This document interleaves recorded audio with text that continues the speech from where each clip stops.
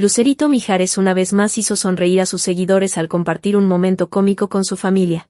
La joven, conocida por su simpatía, reveló cómo es la rutina nocturna en su hogar, en especial la particularidad de su papá, Manuel Mijares, quien ronca mientras duerme.